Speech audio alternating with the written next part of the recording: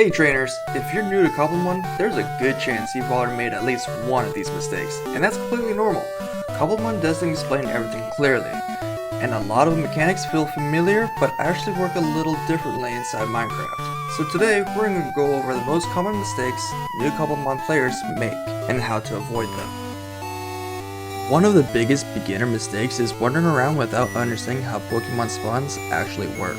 New players often assume rare Pokemon can spawn anywhere, but spawns are heavily influenced by biomes, elevation, and environments. If you're searching for something specific and not finding it, it's usually because you're in the wrong biome or area. Learning biome differences early saves a lot of wasted time. Another common mistake is challenging every Pokemon you see. Early on, it's easy to underestimate wild Pokemon that are several levels higher than your own team. Level differences matter a lot in Cobblemon, and fighting something too strong can quickly wipe out your party. Smart players check levels before committing to the battle and avoid unnecessary risks.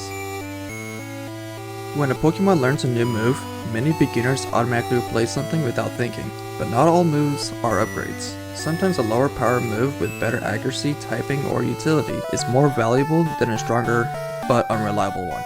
Moveset management becomes increasingly important as your team grows.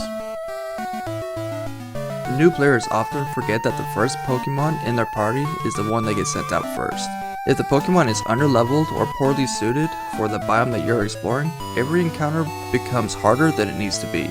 Rotating your lead Pokemon based on what you're facing makes progression much smoother. Apricorns seem simple at first, so many players ignore them until they suddenly run out of Pokeballs.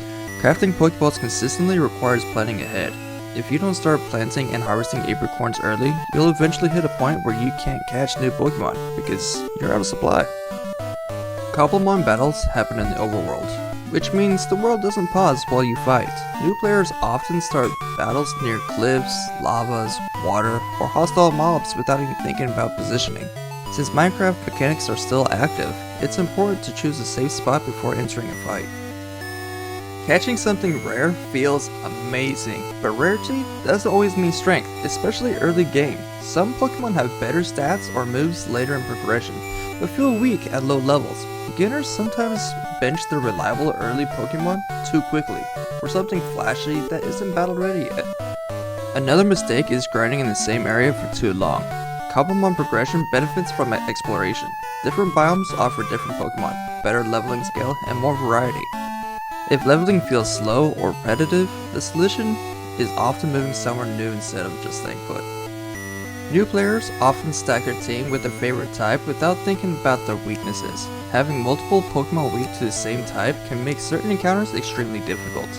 Even in casual play, basic team balance makes a noticeable difference. One subtle mistake is assuming everything works exactly like traditional Pokemon games. While Cobblemon stays true to the core mechanics like typing and leveling, it's still built inside Minecraft. Spawning systems, world interactions, and progression pacing are different. Adjusting your mindset to that of hybrid designs makes the experience much smoother. Those are some of the most common mistakes new Cobblemon players make, and honestly, most of us made them too. The good news is that once you understand how the mod really works, everything starts to feel way more intentional and rewarding. If you want to see more Cobblemon contents, tips, tricks, and chill gameplay, subscribe to my YouTube or follow me on Twitch for more. I will see you in the next one.